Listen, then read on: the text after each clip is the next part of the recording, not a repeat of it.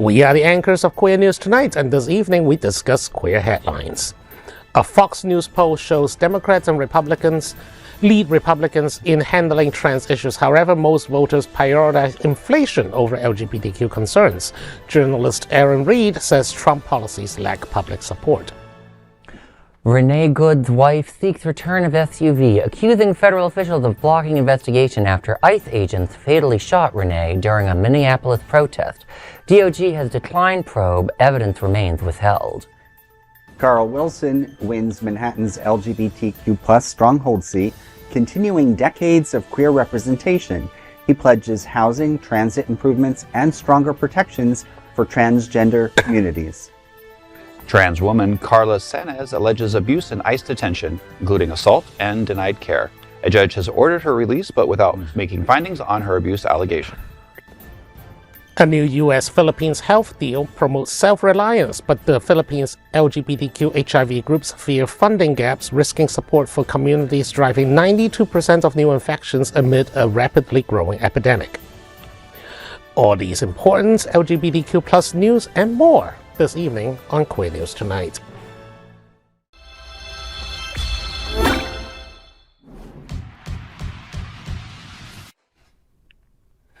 Welcome to Queer News Tonight. This is the world's first and only LGBTQ daily news television show, broadcasting live and available on demand on your favorite streaming channels. Analytics company vidIQ has certified the Queer News Tonight YouTube channel as the world's most popular LGBTQ streaming news show. Our queer stories have reached over 12 million views. We are proud that Queer News Tonight has more YouTube subscribers than any other LGBTQ brand in Florida. We thank you for watching and supporting our voice and our rainbow family. There is no other queer news program like this in the entire world. It is Thursday, April 30th. We are live and literally out of the closet and into the headlines. So many of your important stories we can tell this evening on Queer News Tonight.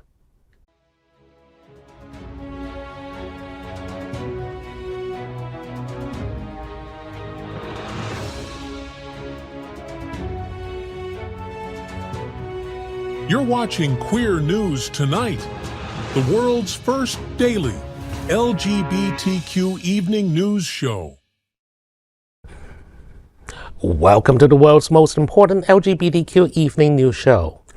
Hotspots Magazine, happening on television network, is a 501c3 media company in the same model as PBS and NPR, but created for the LGBTQ community. Our nonprofit mission is to support the 11 pillars of our community. We want to inform and educate the key issues of lesbian, trans, Latino, Black, healthcare, seniors, students, faith, social justice, business, and queer culture. Help us support our diverse community.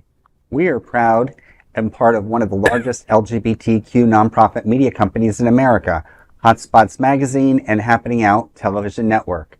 In 2026, our magazine is celebrating 41 years of the LGBTQ experience, and Queer News Tonight is celebrating our 5th anniversary with more than 14,000 LGBTQ television stories. We present South Florida's major LGBTQ events, including Pride Fort Lauderdale, Stonewall Pride, and Pride Fete. Our magazine, events, television news, talk, and entertainment shows support our mission to educate the LGBTQ community and broader. In 2026, more than 100 community leaders will sit at this table and share their voice as our anchors. Together, we host the show to support the LGBTQ community. Let's meet this evening's anchors at Queer News Tonight. Let's welcome anchor Alex Morash. Alex has served as editor-in-chief of Options Magazine, media director of National LGBTQ Task Force, and press secretary for the Florida Democratic Party. Welcome to the show, Alex. Thank you so much for having me back, Bobby. And I just want to take 2 seconds to wish a happy birthday to my baby cousin, Lauren Scarlett. Like, happy birthday, girl. Like, she's hit 30, I don't remember which year, so I'm not going to say what age she is now. She's going to kill me for telling you all that. She's the one that, for those who don't know, is the one that got engaged and wants to have her wedding in Italy and thought that I should go all the way to Italy for her wedding. I'm like, I love you, girl. I'll go to the pre-reception in New England ahead of time, but I'm going all the way to Italy. That being said, I am expecting her to come to Florida when I get married one day. Now you have my family story for those that need that. Now the stalkers can put together the right stuff to say. Flying domestic is a lot safer than going through international right now. Right? Like, oh my goodness, people. Like, oh, anyone have their own, fun birthday or travel stories? No. No, they're all too tired. Some of these people have big events this week. I've been traveling too much. We're all broke and tired, just like everyone else in this country right now.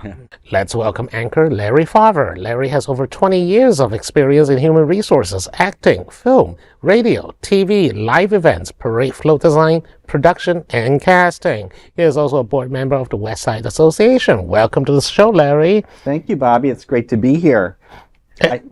And do you have anything to announce? I wish I could go to every showing, but I had the opportunity Tuesday to go to one of the showings at the Paradigm Gateway for Outshine's Film Festival. And as you know, in the last story, I had the opportunity to be part of a documentary by Smita Adkari, affectionately known as Sam, I Know Who My God Is. So it was really great to do that. And it was really interesting because I would say in the cast, there was only one person I wasn't familiar with, but unbeknownst to all of us, we were cast in that even though we knew each other, but we never knew we were going to be side by side. So kind of interesting. There was also a film shot called Him Plus. So that was great. It showed a story from urban Black experience with HIV. And then the infamous or famous Myrna's Deal with the Dead, done by Julian's Fountain folks. And, it was really good. It's sort of a telenovela, if you will. So it was a lot of fun. Oh, fantastic. And I got to stay out on a work night and go to Alibi. So. Oh, nice. Well, great to have you here. And I hope that we'll hear more about Outshine later on. Yes. And let's welcome anchor Rex Rogosch. Rex is a visionary designer with over 30 years of experience in product design, interior design, and architecture.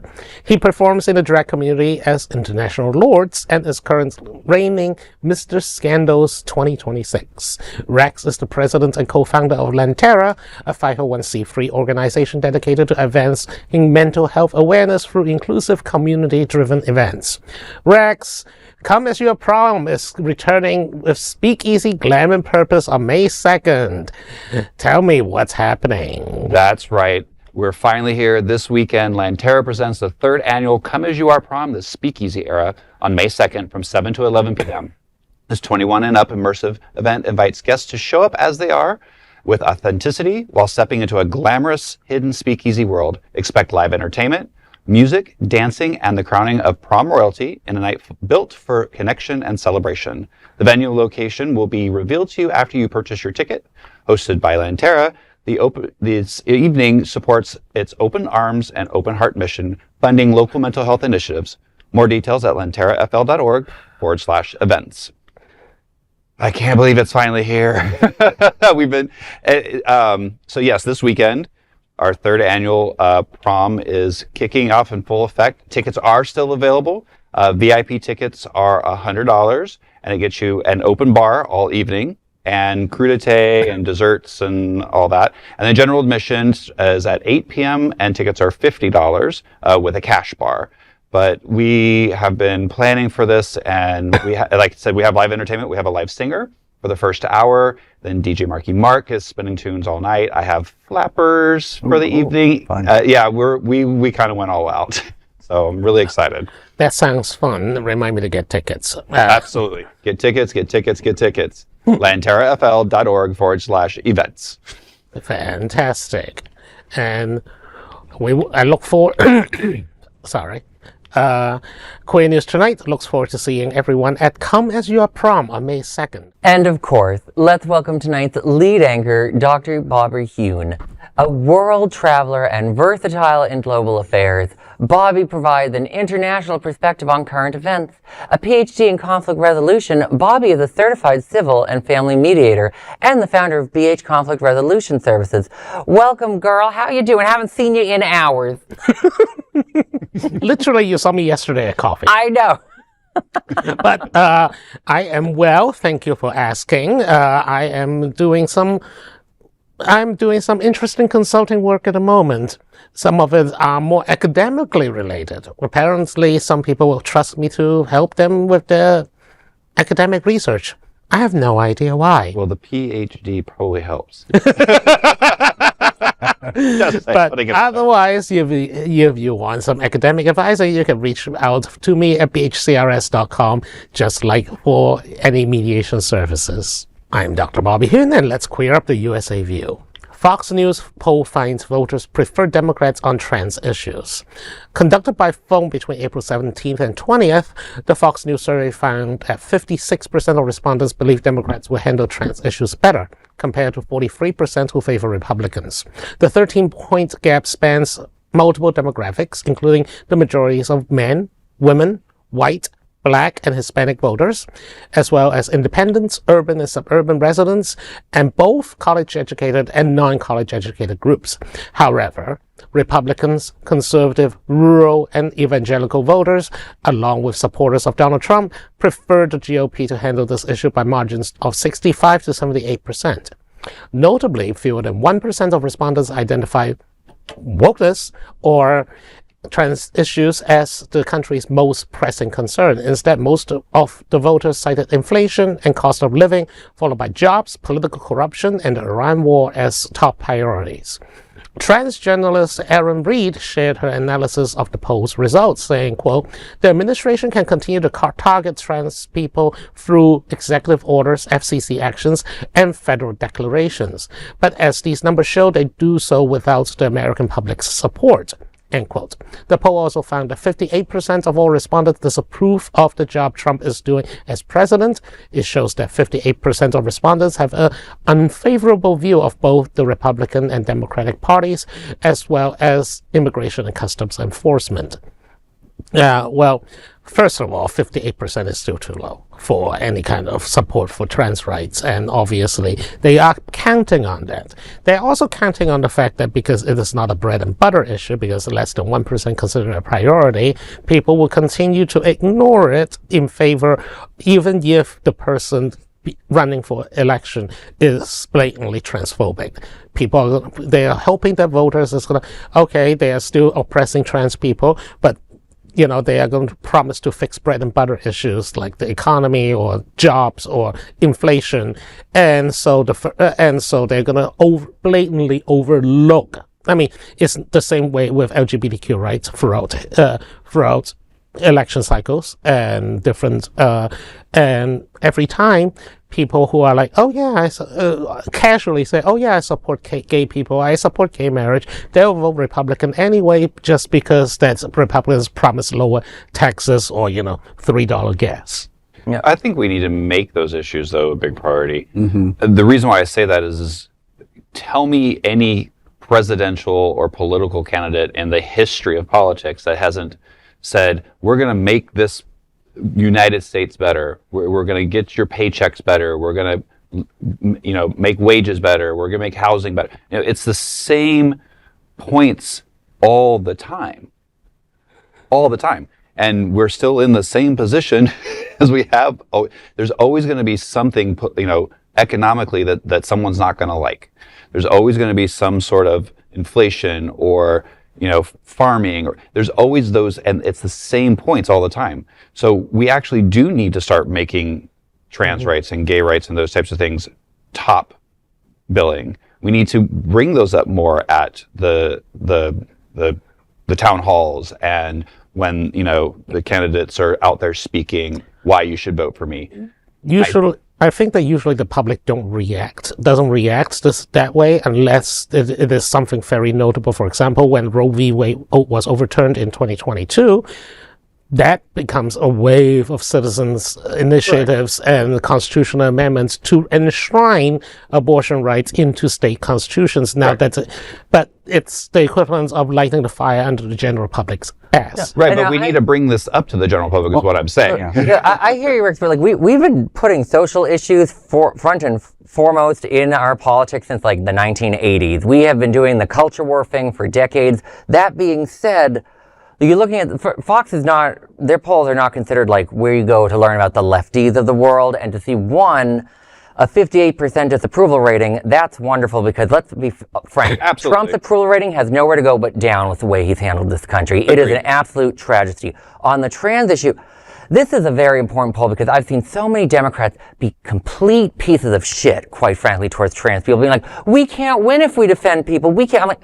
even the Fox News polling is telling you that people don't want these horrible things being done to trans people. There is no reason to be shy of this and say, listen, I don't want to hurt trans kids. I don't support trans murders. I want to be a decent human being. It's a winning platform is what this poll says. Agreed. And what a shame, we have the midterm elections, and this is the 250th anniversary of the our country being the United States of America. And I really feel our administration is doing everything possible to tear away that fabric, and they're not promoting unity, and especially attacking, a population to divert what's really going on behind the scenes. The trans population is not the problem, and also divide and conquer is the problem. I mean, when currently there's a Department of Education driven education tour, but it was all based on right-wing talking points.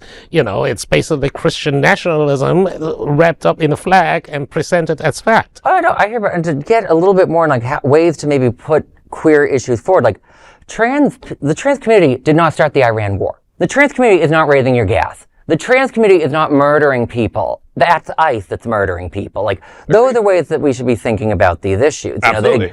These ways, trying to use queer people and minorities and non-citizens as a scapegoat is the thing that Trump tries to do to gain more power and to just enrich himself and his friends.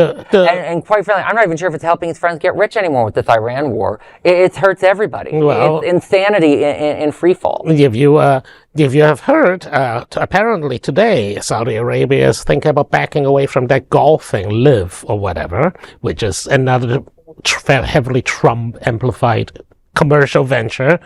Sure, he is. Sure, I'm sure he's not profiting from it. If Trump can't even get the backing of the Saudis at this point, my God, well, what's left? UAE just dropped out of OPEC. Well, that's another big one. Yes, of course. I mean, sorry, my international relations brain goes back to international events. We're watching the collapse of American power in real time. I think that's probably for the best for the world, but it's not the best for America. And just to see this has been insane. But it's great to see Fox for once show that even Fox is showing that you can't continue to support anti-trans policies and a presidency of insanity. I'm Alex Morash, and let's queer up lesbians and queer women. Renée Good's shooting, widow demands SUV return after feds decline probe. The wife of Renée Good is demanding that federal authorities return the 2014 Honda Pilot, the SUV in which Good was fatally shot. She is accusing officials of obstructing a state-level investigation into her death. Becca Good filed a motion seeking access to the vehicle, which has remained sealed since January 7th. The shooting during an immigration protest in Minneapolis. Earlier this year, the Department of Justice declined to investigate the incident. According to the filing, federal authorities have repeatedly ignored requests from both the family and the Minnesota Bureau of Criminal Apprehension to release the vehicle and other evidence. Family attorney Anthony Romanucci told NPR News, quote, "The federal government cannot at once declare that it will not investigate the shooting death of Renée Good by a federal agent and at the same time withhold key evidence from those seeking the truth. Pursuing a civil rights investigation would contradict the president's false claims that Renée violently, willfully, and viciously ran over the ICE officer who killed her," end quote. Good was shot by ICE agent Jonathan Ross as she attempted to drive away. Officials claim the officer acted in self-defense. However, video footage repeatedly shows Good turning away before accelerating and crashing into a parked car. Her final words recorded on Ross's phone were, quote, "That's fine, dude. I'm not mad at you," end quote. Renée Good is an American hero, and to see this administration continue to protect murderers over good Americans is disgusting. And this is just another example that our federal government has been so perverted, and all it wants to do is now go lash out at us and lash out at the world. I just don't know how this administration can continue and how on earth they can continue to hide this SUV.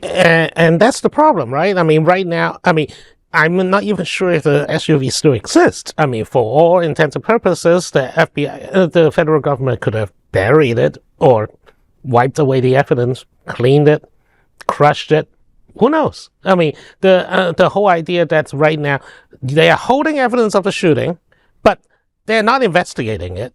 So return it to Minnesota authorities, because Minnesota authorities were interested in pursuing it, but the federal government, using the powers that were given to them by the Constitution and by Supreme Court by Supreme Court rulings, are basically, this is a perversion, like as you said, of the rule of law. Yeah, I'm not sure in the Constitution you have the right to murder people that you disagree with. But Larry, what do you think? You were about to have a comment. It's not said in the story, but, and I'm not certainly defending their actions, but, it's not said whether or not they're considering this a murder weapon. However, we all know the truth. We saw it on video, and the facts are what they are. But, again, going back to what I said in the prior story, it's really sad tale when this is our 250th anniversary of our country and this kind of shit is going on, and it's got to stop. We have to turn the tide, and everybody needs to get out and vote and bring in the right people. Look, I'm no criminal investigator, but I've watched a lot of SVU. One, it can't be a murder weapon because that car didn't kill anybody. Mm-hmm. One. Two, I hate to say this, but we have enough video from enough different directions and enough AI, and that they can deduce where the bullet came from, all that, without having the car. Having the car there isn't really going to prove, because we already know who shot whom. Mm-hmm. Like we already know that. Mm-hmm. What is having the car going to prove? Yes, the underlying here is the federal government is withholding evidence from a state investigation. Period. Regardless of what or why they are withholding evidence from a state investigation. That is the problem here. I don't care who was killed. I don't care why. We have a federal government withholding evidence from a state investigation. And we really need to start looking at these things. Yes, we've had this conversation before. It's probably compounded by a lot of other things. But the simplistic view is federal government is withholding evidence from a state investigation. And why are they doing that? And the thing is, look, America is very unique because we have basically a remarkably short constitution, by the way. I mean, in Britain, there's no constitution. Every law is a constitution. But we rely a lot on basically customary actions of respective branches of the government in order to get the job done. That was basically respect of the Constitution or the principles behind it. Currently, the federal government is not a big fan of principles or traditions. They just use their power. Well, I wasn't going to say that because, or moral. I don't want certain government departments to pound on my door, but there are the ways that used to do things that are no longer being abided to just because it is not in black letter law.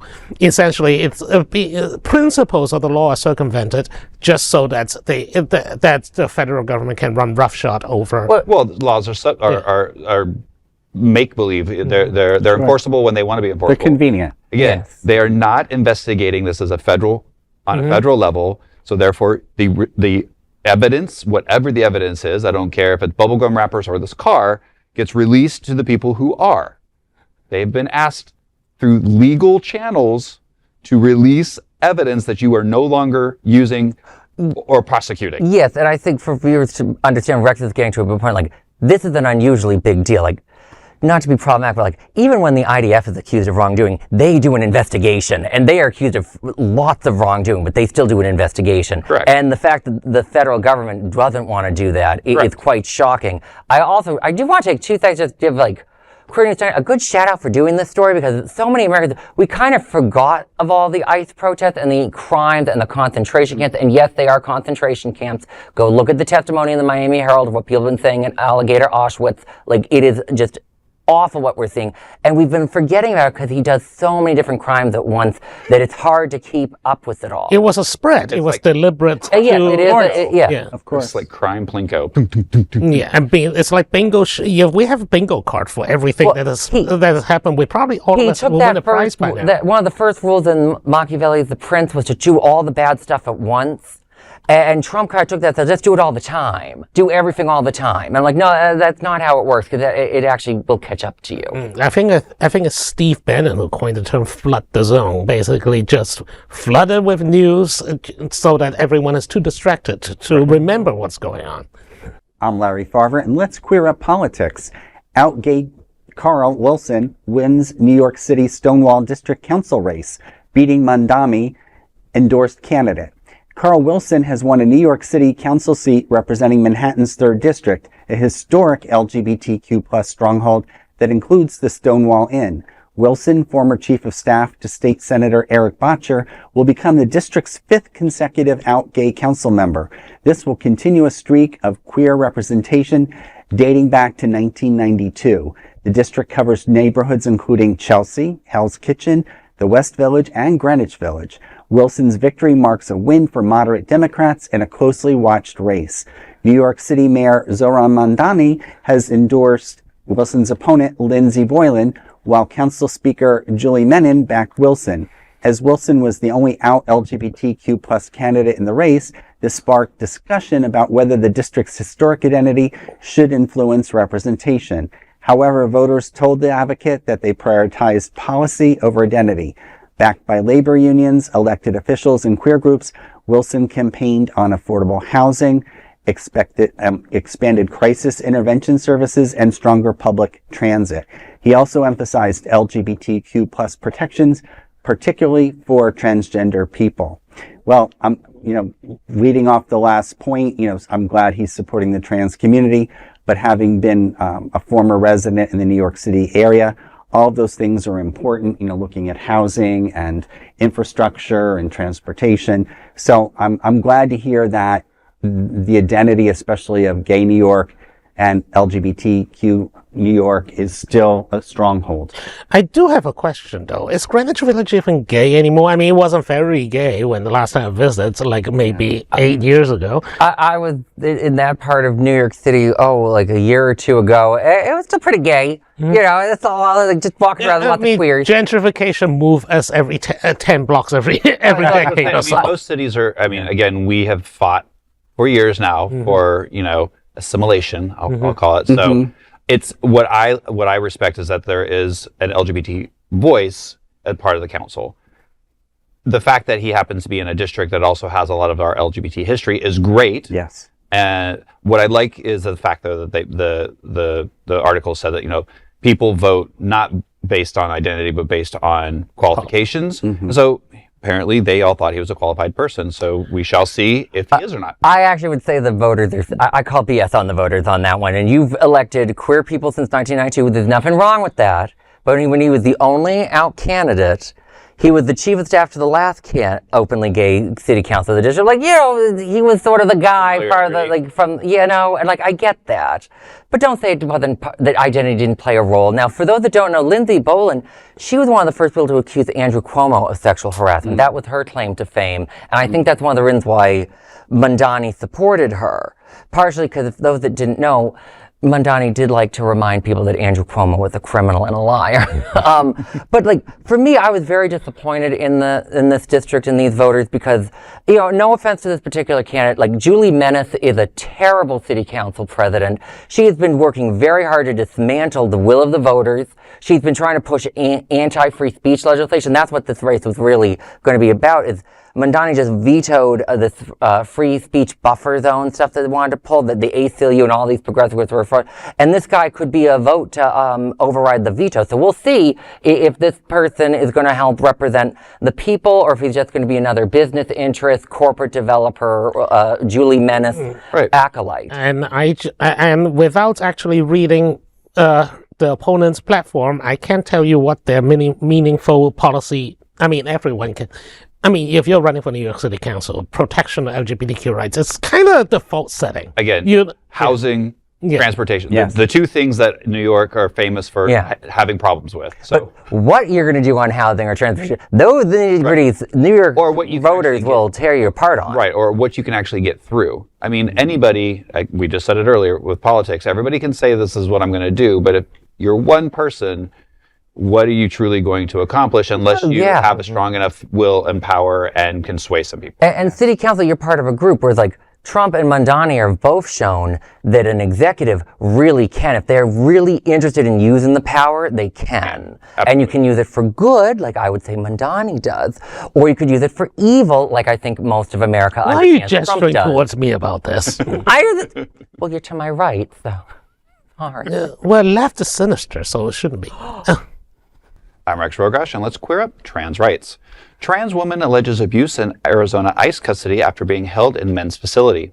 Carla Sanez, a 26-year-old transgender woman from Colombia, told Tucson NBC affiliate KVOA that she was housed in a men's unit at the LA Detention Center for over a month, where she claims to have faced harassment, sexual violence, and degrading conditions. Sanez said, quote, "They did not give us enough food, and I spent a week without being allowed to bathe," end quote. She also said ICE delayed her access to hormone therapy. Sanez, an organizer with Trans Queer Pueblo, was arrested in March during a scheduled ICE check-in. Advocates allege her arrest may have been linked to her activism supporting another detained queer immigrant. Activist Kristen Pointer shared details about the arrest, saying, quote, "They took us to a back room and said Carla had an arrest warrant, but they did not provide one. They handcuffed Carla and took her away," end quote. A federal judge ordered Sanez's release earlier this month, ruling that ICE failed to follow its own procedures. However, the court did not make findings on her abuse allegations. Sanez fled Colombia in 2024, citing violence, persecution, and repeated sexual assault, including alleged kidnapping by the Revolutionary Armed Forces of Colombia. She is currently seeking asylum in the United States. So, I mean, you already said it. These are concentration camps.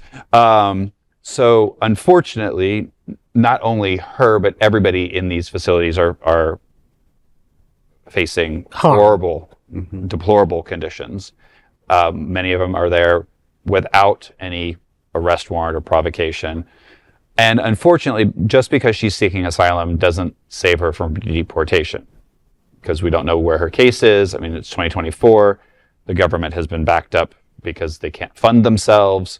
So, you know, it is deplorable that she got put in this situation. The fact that she fled a horrible situation from her country and she's looking for, you know, asylum. She's fighting for other people while she's here, you know, shows to me that she's a stand-up citizen, or trying to be. I just want to make it clear that it is unfortunate for anybody who's been put in these facilities, because they are all facing deplorable and sometimes not legal representation. Like they said, no arrest warrant was even shown, and that's part of our law. Yeah, oh yeah, no, even before Trump, our law.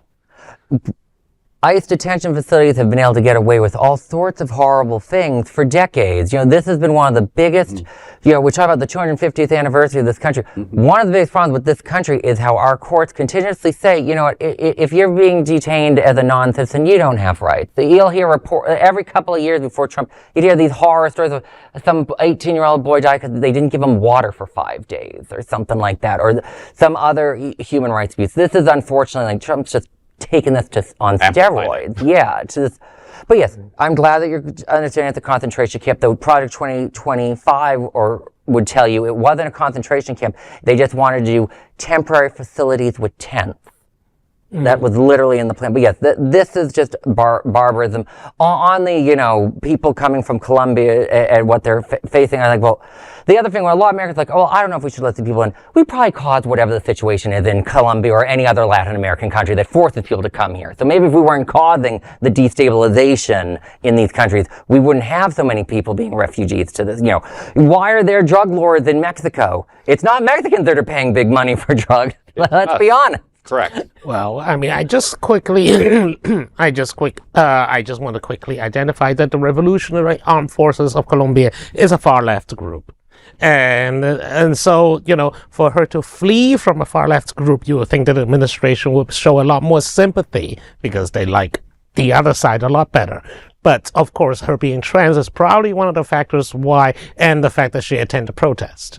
Right. This is a way to silence dissent and to basically basically cancel voices when you don't like what they're saying. Just take them to jail. Yeah, but like whether it's a left or right group, like revolutionary armies are not known for being well done institutions with a lot of procedures. They tend to be a hot mess. Let's just be perfectly blunt. So we have no idea if it was just some guys who thought it was funny, or they for some reason thought she was an enemy because so and so's friend heard a rumor from somebody. Like revolutions are very chaotic, which is why it's like, what caused the destabilization of Colombia to allow a revolutionary army to be running around? Probably the United States doing something. Well, I'm not, as a student of international relations, trust me, I'm not disputing I'm not disputing what you're trying to say. And that's all I'm going to say with this one. I'm Bobby Huen, and let's queer up health. U.S.-Philippines Health Pact raises LGBTQ plus HIV care concerns.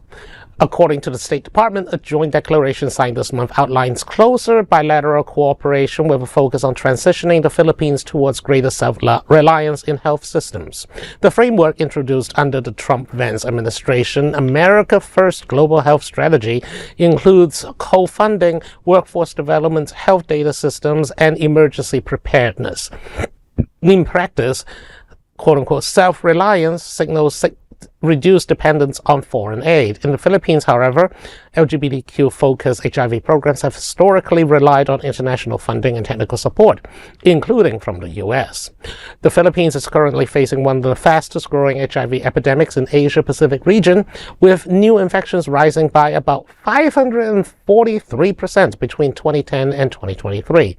Key populations, including men who have sex with men and transgender women, account for roughly 92% of new cases. Desi Andrew Ching, president of HIV and AIDS Support House, said the agreement offers promise but hinges on implementation.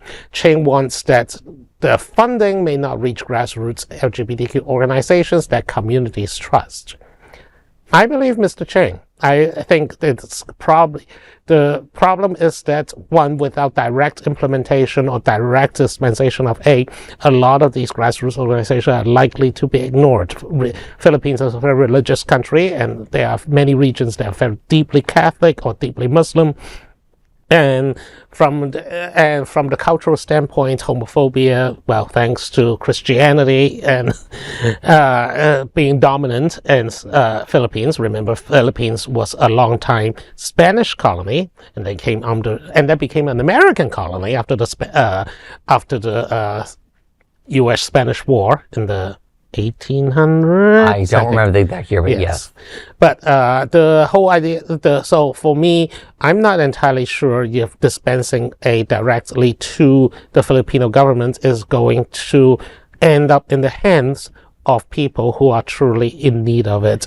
Isn't the Philippine government like kind of crazy right wing? Am I off on that? Duarte, the last one, who was actually facing trial in The Hague for human rights abuses, is right wing, and he also is notoriously used. But the current president, I believe, is Marcos, who is the son of the previous president, who was exiled after a revolution, who was accused of billions in grift. That's delightful. His mother is Imelda Marcos, the famous collector of shoes, who ousted, who fled to Hawaii with Marcos the So it definitely sounds like the sort of government that you'd think would want to have a relationship with Donald Trump and the Make America Healthier Again grifters. Yes, and also, I mean, with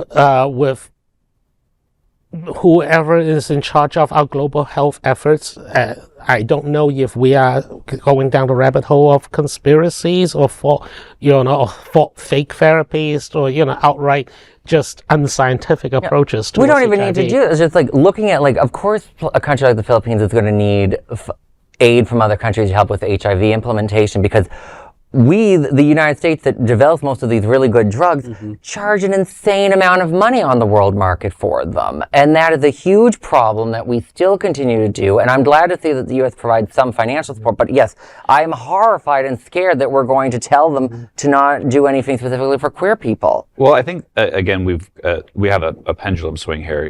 The United States has supported the world in so many things. Healthcare, human rights. We can go down the list. I think to our detriment in a way, and the reason why I'm going to say that is I do believe that as a world power, we should be helping our fellow communities and countries to help them grow, to support themselves. I do believe that there should be a timeline, a plan, let us help you build your systems, let us put the things in place, let's do all these things. Unfortunately, we have seen time and time again that does not happen. Either we don't go in with the right intentions, we don't go in with the smart people to do these things, and all we do is keep paying and paying and paying. And at what point, and then unfortunately, then you get an administration like we have now and go, okay, we're done paying. So they go from this to this. Yes. We're not always, so like the Philippines is known as a place where we take a lot, specifically nurses. A lot of people from the Philippines are trained to be nurses in the Philippines. They don't stay, they come here. Yes. We literally drain them of their healthcare workers. I'm not saying what I'm. No, I know what you're saying. I'm saying that we think of that as well. We should be helping these, but I also do firmly believe that, as a country, we shouldn't just be handing out, and I've always said this, we shouldn't just be handing out things, we should educate, we should help, we should give them the tools that they need to start helping themselves so that way we can pull back a little. That's a good point. But the thing is, though, the institutions that exist on the ground over there, and I'm not casting aspersions because I do not know how, the situation that is going on there, but suffice it to say, I don't think the local institutions are adequate. I mean, we need, and also if you are really worried that money will be lost or stolen, we can always fund people like the Gates, the organization like the Gates Foundation, which has worked a lot in Africa for HIV/AIDS reduction. But you look. Let's talk about Africa. We went. You go in and you teach them how to farm. You teach them how to. That will feed them for a much longer time than just dropping off food at their back door. Well, that's the difference between the Chinese and the American approaches, or a Western approach of nonprofits. China is notice that Philippines, despite its proximity to China, is not is not seeking help because it doesn't work that way. China will build you a port, help you, say that it will improve your exports to boost your economy, and then backcharge you for, overburdening you with debt as Sri Lanka. But as you said, the Philippines, it's a former U.S. colony. It has very close ties to the United States. That's why they work with us. We still have bases in the United States, don't we? Yeah, of course. The Philippines. We have a very tight relationship with the Philippines. It goes back over 100 years. Like, I'm not shocked that they would talk to us and not China. And also, no offense to China, but they don't have the really fancy HIV meds. We're the ones that built that. And you can't teach a small country to develop new drugs. You have to not charge them an arm and a leg to build their own factory. Cuba has managed. You can do both. Cuba has managed to train doctors. They don't develop all the health science themselves. And that would be a wonderful initiative, certainly not under this current administration. Well, yeah, that's the bigger point, being in HR for over 25 years, that they'd have some kind of exchange where people could come over with the understanding they're going to go back and take the best of the best in the Philippines who have those pharmaceutical potentials and technological and business skills and translate that into helping themselves. Bring them over here, train them, give them the education, and then go, okay, now go back and implement this. There are ways to train, and there are ways to educate, and there are ways to help somebody help themselves. Yes. We tend not to do that. Because if we do, then we no longer have a puppet string and leverage. Oh, that might quite be true. LGBTQ 1 Minute News. Let's queer up entertainment. Boyfriend material TV adaptation confirmed. A24 UK secured the rights. First published in 2020, Boyfriend material follows Luke O'Donnelly, the son of 1980s rock stars, and his unexpected romance with barrister Oliver Blackwood. It is the first in the London's Calling series, with husband material following in 2022 and father material completing the trilogy this June. The book gained huge attraction on TikTok's book talk community after its debut. Casting speculation is already underway with Louis Partridge and Richard Madden among fan picks. So we're now doing romance novels to TV adaptations through time now. First we did fantasy novels, and now we're doing romance novels. As long as the storylines are good, go for it. I mean, look, as long as the nudity is good. I mean, red, white, and what was it? Red, white, and blue. Red, white, and royal blue. Actually, a lot of people. That was a great movie. But a lot of people criticize that for not following not following the book as much as they should have. Heated Rivalry, on the other hand, was following the book pretty much beat by beat. There's a lot of movies that don't follow the books. No, I think you're on to two things. One, we need more male-on-male nudity in our TV. That's the first important lesson, kids. Remember that, producers. The second thing for TV producers, yes, I'm just glad that they're ripping off of, whether they're doing crappy comic books or books, I'm just glad it's not the same remake of the same 10 properties over and over again. Thank God. We really do not need another Law and Order or another Lord of the Rings or another... Or a Harry Potter reboot. Yeah, I don't know what Warner Brothers is thinking, but maybe the Allisons like it. LGBTQ 1 Minute News, let's queer up entertainment. Netflix Unchosen reveals hidden gay storyline within religious cult thriller. Unchosen follows Rosie, played by Molly Windsor, as she escapes an abusive marriage to Adam, portrayed by Asa Butterfield, within a strict religious sect. The plot centers on Rosie's connection with outsider Sam, played by out actor Frey Fee. But there is more to the story. The series soon reveals that Adam is hiding the fact that he's gay, something that would lead to excommunication. Sam manipulates this secret, coercing Adam and later blackmailing him with recorded evidence. The storyline exposes the themes of repression, power, and control within religious systems. Unchosen is currently streaming on Netflix. Well, first and foremost, I'm shocked that there's like this religious cult that's like homophobic, because like the best religious cults have tons of gay sex rituals. I have no idea what you're talking about. But you gotta get invited to them then. This just sounds like a documentary on what's really happening. Yes, true. In certain large organized religious organizations, certain Latter-day organizations in America, at most of them, and there are many of them that. And I'm sorry, because I do have a friend who, several friends who are gay pastors, so I know it's not like universal, but we are filming in a gay church right now. Agreed. But this just sounds like a documentary. It is certainly going to be one of those things that are going to be hitting close to home to many viewers who are previously victims of these cults. I doubt that's the cult members themselves are allowed to watch it. That is serious, but as Rex noted, instead of so much organized religion... LGBTQ 1 Minute News, let's queer up entertainment. Cynthia Erivo halts Dracula show after audience member caught filming performance. A recent TikTok video shared by a user named Jesus on Tour shows the curtain dropping mid-performance with an announcement asking audiences to remain seated. Overlaid text says, quote, "Not Cynthia Erivo clocking someone during the audience during Dracula and stopping the whole show," end quote. The user said Erivo stopped the show for about 10 minutes, about an hour into the performance. Social media users defended Erivo, considering how demanding the show is and that she plays 23 characters. Erivo's Dracula has gained a lot of media attention since its run began. Well, I have to give Cynthia a lot of credit, but I don't fault her. Whether she's a cast of 1,000 or she's the primary focus and she's playing 23 parts, you don't bring a camera into a Broadway show or any show. It's just rude. This is why we can't have nice things. That's right. It's a thing now. I mean, look, Coachella just happened, and the live footage basically shows a headliner, Sabrina Carpenter and Madonna were there, and all they do is... I mean, you will say that, yes, that most people watch what they're watching through the lens of their camera. I mean, I'm not immune from it. When I go to a museum, I take pictures of everything. No, I hear you guys. I just this feels so extra, and I find that she tends to do a lot of things in a very extra way. Like, she's I also 23 characters. That's pretty extra. That is that's demanding. To defend her for 2 seconds, and I will defend her for 2 seconds.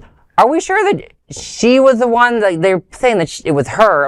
I would imagine the stage production staff would handle this stuff. And I'm also a little surprised that they didn't have an usher just go and tell the person to put their phone away. Why would you stop the whole show? Too, because it does happen. But if you are the only person on stage and you walk off, you are the one who's... Well, and you know, you can't fault someone as talented as she may be. You know, it can affect someone's sequence of lines, I'm sure. You know. And also the fact that, you know, filming the show and putting that on air or on your TikTok or your YouTube or whatever, it's basically had a negative effect of people stop coming to the show when they can just simply Do you honestly think she's going to lose ticket sales because someone saw a 20-second clip on TikTok? Certainly, if I was playing the Broadway Prices, or even if I was at the Broward Center, if I had somebody with the phone up in front of my viewing space, I would take offense to that. Yeah. Oh, I thought you were going to say that you'd watch it instead. I'm like, But yeah, I mean, also, you know what? She deserves her diva behavior. She's a diva. She can diva out. I would have done it. You know, I mean, we you know, look, we get distracted on this news show, and it's just we're reading a teleprompter, so you know. oh, yeah. Yeah. So LGBTQ 1 Minute News. Let's queer up the worldview. Over 100 groups issue U.S. travel advisory ahead of the 2026 World Cup. This joint statement warns travelers that they are issuing the advisory, quote, in light of the deteriorating human rights situation in the United States, end quote, and due to the lack of meaningful action from FIFA and the host cities. It specifically mentions, quote, those from immigrant communities, racial and ethnic minority groups, and LGBTQ plus individuals have been and continue to be disproportionately targeted and affected by the administration's policies and, as such, are most vulnerable to serious harm, end quote. The advisory also cites the killing of Renée Good, 37, who was shot by an agent from the U.S. Immigration and Customs Enforcement in Minneapolis on January 7th. The World Cup will take place in U.S., Canada, and Mexico from June 11th to the July 19th. We're going to start, you know, I'm actually glad that, you know, people are putting out travel warnings. As someone who travels a lot and travels internationally, it's something that I have to watch on a regular basis. Right here in Florida, a lot of our large organizations have huge football, flag football, soccer, softball, and I've talked to a lot of those organizations, and they've had issues with people just even in our own states, you know, not wanting to come to Florida because of our illustrious laws that have been happening against trans people. So I'm glad to. I hate to say that I'm glad to see that these warnings are out there, but these warnings are out there are going to start putting more light to the rest of the world, telling them, hey, maybe you shouldn't come. Well, it's dangerous to come to the United States. To quote Kamala Harris when she first became vice president, do not come. Do not come, because our ICE and our federal government, they're not just harassing immigrants, they're harassing anyone who's a non-citizen in this country, and they don't just deport them. They literally, if you come as a tourist, you're in danger of being locked away for possibly ever. We have no idea where some of these people are, and this has happened to people already in this country. I mean, unfortunately, they're harassing people who are American citizens. They just happen to speak Spanish. That too, but citizens, we had a vote. We helped create this situation. The tourists did not create this situation. I understand that, but that's what I'm saying. You're harassing people who are actually citizens of the United States and putting them in detention. Yes. Do you really want to risk going to see a football game or soccer game, I guess we would say, I don't and be locked away for God knows how long? Wait till the Olympics happen. Well, and you look at our leader. I mean, there's recent footage of him butting ahead of both the King and Queen of England on the recent trip here. I mean, that says everything, and it. Well, as an Irish American, that's not an insult to us to hear. Charles did deliver a veiled, layered criticism of the current occupier of 1600 Pennsylvania Avenue, and he was not happy about it. Well, and too bad. I don't blame him on that, because there was actually an incident where a British cruise line, they don't stop in Florida anymore because they're afraid of people getting abducted. The thing is actually is also significant is that, remember, FIFA gives like a peace prize to that said occupants of the White House, and stuck up to him. You guess what? Right now, FIFA and the hotels affiliated with the World Cup are now having to shed hundreds of reserved rooms back to general circulation because the attendees are not coming. The ticket prices are dropping. FIFA is worried that they're going to start playing to empty stadiums, at least the ones that are located in the U.S. I'm sure people can still travel to Canada or Mexico to attend those games, but I believe the finale or the finals will be in Jersey. And yes. and following Jersey news, even though I've been here for 7 years, the biggest thing now is who's going to pay for all the transportation. They didn't really work out the details. Foxborough, Yeah, I know. Foxborough in Massachusetts is facing the same problem. They have the game scheduled in Foxborough Stadium, home of the Patriots. Yeah. My former favorite team. But not just with FIFA. International tourists have completely dropped off a cliff in the U.S. because of the danger. Even Canadians are not coming. Yeah, well, of course not. They could be arrested just like anyone else. But also, besides foreign tourists, who else is going to watch a FIFA tournament in America? Let's be honest. It's like a few people in Miami and like 2 other towns that you could see residents coming. The average American does not watch the World Cup. Agreed. But what the best part for an American watching the World Cup is you can root for any team but your own. LGBTQ 1 Minute News. Let's queer up drag culture. Utah City ordered to pay $350,000 in legal fees to drag performers in a First Amendment fight. A federal judge has ordered St. George to pay $350,000 in legal fees to the Southern Utah drag stars following a years-long First Amendment case. The performers, led by CEO Mitski Avalox, sued the city in 2023 after being denied a permit for an all-ages drag show in a public park. Backed by the American Civil Liberties Union of Utah, they argued the decision violated free speech and equal protection rights. While the city claimed that it was simply enforcing event regulations, the court eventually sided with the performers. A settlement reached last year emphasized that the city owes both compensation and a public apology. The new ruling confirms that the city must also cover the substantial legal costs associated with the case. Well, good. I hope that the voters of St. George see it and vote their city councils out, because they just cost the city $350,000 in legal fees that is going to go straight to lefty organizations like the ACLU. Don't count on it. I mean, I doubt that. St. George, I mean, you're talking Utah. Deep Utah. St. George is very small, very, south is closer to the border. So you're not going to, I guarantee that half the people that are there don't even pay attention to what the city council is doing in the first place. They're if you drive through there, I had family who used to live there. We have picnics in the backyard, like those types of things. Mm-hmm. So yeah, don't count on it. What I do like to see though is this is not the first case that we've had, with drag performers pushing back. We've had, Tennessee, we've had it here. So we keep seeing at least the courts going, okay guys, this is a step too far.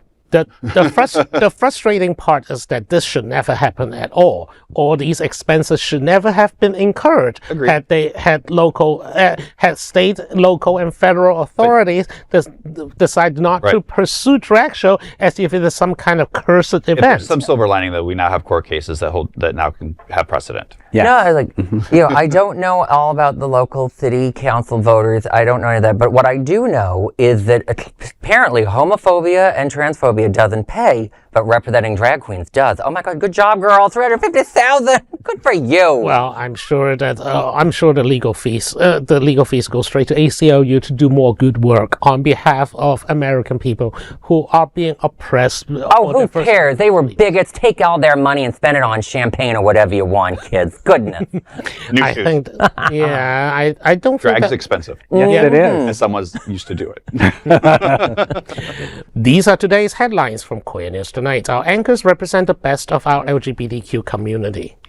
If our community is important to you, share this news with your friends and family. Don't forget to join the conversation on your favorite streaming platform. Queer News Tonight is the only live LGBTQ digital television show in the world that is out of the closet and into the headlines. We need your support. If our community is to grow and then thrive, we must tell our stories and bring them to the attention of the broader world. This is the only place in the world that tells these types of LGBTQ stories in motion and sound. That is the passion of Hotspots Magazine, Happening Out Television Network, and Queer News Tonight. I'm your anchor, Bobby Huen, and I thank you for joining us on behalf of my fellow LGBTQ anchors here at Queer News Tonight. Alex Morash, Larry Farver, and Rex Rogosch. We'll see you daily at 8 p.m. To our LGBTQ+ world, we wish you good night. Night.